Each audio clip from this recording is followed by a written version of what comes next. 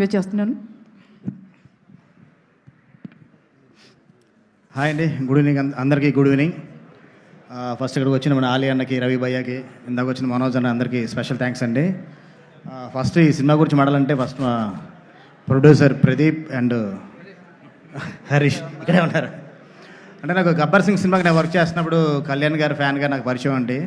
అన్న ఈవెంట్కి పాసులు అని అలా పరిచయం అయ్యాడు. అక్కడి నుంచి చాలా తక్కువ టైంలో ఒక ప్రొడ్యూసర్కి స్టేజ్కి వచ్చాడు. ఇలాగే డెఫినెట్గా నువ్వు మంచి సినిమాలు తీయాలి. తర్వాత అంటే తనకి సాయిధరం తేజ్ గారు అంటే ఎంత ఇష్టం అంటే చిత్రలహరి టాకీస్ అంటే చిత్రలహరి అనే సినిమా తనకి చాలా బాగా నచ్చిన సినిమా సాయిధరం తేజ్ గారిది. ఆ సినిమా పేరునే తన బ్యానర్ పేరుగా పెట్టుకున్నాడు. అంత ఇష్టపడతాడు తేజ్ గారన్నా, కళ్యాణ్ గారన్నా, చిరంజీవి గారన్నా. కానీ ఒక మెగా ఫ్యాన్గా మేమందరం ఎలా వచ్చావు, నువ్వు కూడా అలాగే వచ్చావు, ప్రొడ్యూసర్ అయ్యావు. All the best and congratulations. And Harish అంటే చాలా అంటే ఈ సినిమా జరుగుతున్న టైంలో ఫస్ట్ సినిమా చేస్తున్నప్పుడు ఏ ప్రొడ్యూసర్ కనుక చిన్న టెన్షన్ ఉంటుందండి. నేను 2-3 సార్లు సెట్కి వెళ్ళినప్పుడు కూడా ఎప్పుడు లేదు ఇదే స్మైల్తో ఇలాగే ఉండేవాడు. ఒక 2-3 డేస్ మా సెట్కి వచ్చాడు, అప్పుడు కూడా ఇదే స్మైల్గా అలాగే ఉండి సినిమాని ఫుల్ క్వాలిటీగా తీసుకొచ్చారు. అంటే వీళ్ళిద్దరూ ఎంత ప్యాషన్తో ఉన్నారంటే ఎందుకంటే ఫస్ట్ సినిమా డైరెక్టర్కి అంటే కొంచెం బడ్జెట్ రెస్ట్రిక్షన్స్ అన్నీ ఉంటాయి, అవన్నీ కూడా లేకుండా చాలా మంచి టెక్నీషియన్లు ఇచ్చారు. మన ప్రొడక్షన్ డిజైనర్ బ్రహ్మకట్లి గారిని, డిఓపి మణికందన్ గారిని, మ్యూజిక్ రతన్ గారిని, ఇలాంటి టెక్నీషియన్స్ ఇవ్వడం మామూలు విషయం కాదు. మంచి టెక్నీషియన్స్తో ఒక మంచి అవుట్పుట్ తీసుకొచ్చారు. అలాగే మా డైరెక్టర్ రాము, తను మారుతి గారి దగ్గర అక్కడ పనిచేస్తున్నప్పుడు పరిచయం అండి. తను చాలా కష్టపడి ఈ సినిమాని సుహాస్ గారితో ఒప్పించుకొని ప్రొడ్యూసర్స్తో ఓకే చేసుకుని సినిమా స్టార్ట్ చేశాడు.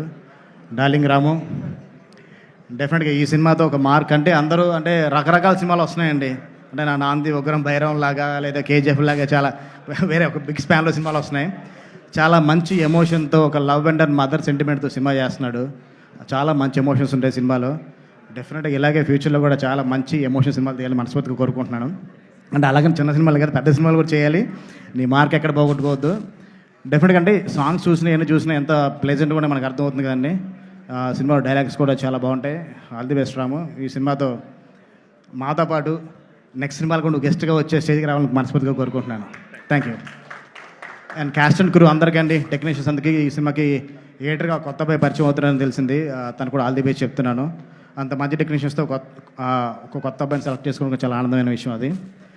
తర్వాత హీరోయిన్ తను జో సినిమా చూసినప్పుడు తన పర్ఫార్మెన్స్కి స్పెల్ బౌండ్ అయిపోయానండి.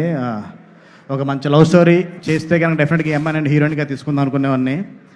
నాకన్నా ముందు ఒక మంచి లవ్ స్టోరీ రాశాడు రాము, ఈ అమ్మాయి తెలుగు పరిచయం చేస్తున్నాడు. చాలా మంచి పర్ఫార్మర్ అండి అమ్మాయి. All the best. అండ్ ఫైనల్గా సుహాస్ బ్రదర్,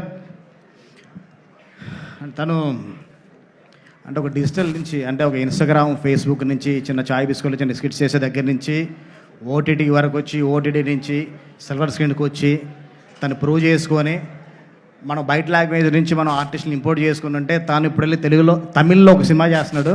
అక్కడ వరకు ఎదిగాడు. ఇంకా ఇక్కడి నుంచి ఇంకా నువ్వు చాలా ఎదగాలని కోరుకుంటున్నావు. తను చూస్తూ ఉంటే చాలా న్యాచురల్గా ఉంటుంది పర్ఫార్మెన్స్. అంటే ఒక కార్తీక్ గారిని చూసినప్పుడు, విజయ్ సేతుపతి గారిని చూసినప్పుడు, ఒక నాని గారిని చూసినప్పుడు అంటే ఎంత న్యాచురల్గా అనిపిస్తుంది పర్ఫార్మెన్స్. తను కూడా అసలు ఎక్కడ యాక్ట్ చేసి అనిపించదు, తన క్యారెక్టర్ కనపడుద్ది. డెఫినెట్గా అంటే తమిళకి వెళ్ళు, అక్కడి నుంచి అలాగే ఇంకా నువ్వు హిందీ కూడా వెళ్ళాలి మనస్ఫూర్తిగా కోరుకుంటున్నాను. ఎందుకంటే తను హీరోగా కన్నా తను చాలా మంచి యాక్టర్ అండి. ఒక యాక్టర్కి ఎప్పుడు ఎక్కడ ఏ లిమిటేషన్స్ ఉండవు, లాంగ్వేజ్ బార్గేట్స్ ఏవి ఉండవు. చాలా ఎదగాలని కోరుకుంటున్నాను. Thank you. అండ్ ఈ సినిమాకి పనిచేసిన టెక్నీషియన్స్ అందరికి కూడా బ్రహ్మ గురించి చెప్పుకుంటా, మా సినిమాల గురించి నేను చెప్పుకున్నట్టే ఉంటుంది. అండ్ లిరిసిస్టులు అందరికి కూడా all the best and thank you. Thank you so much. చాలా రోజుల తర్వాత ఉదయ్ భాను గారు మళ్ళీ ఈవెంట్స్ చేస్తున్నారు. థ్యాంక్ యూ అండి. ఒకటే చేస్తానండి, మళ్ళీ చేస్తానండి. గ్యారంటీ గ్యారంటీ లేదా?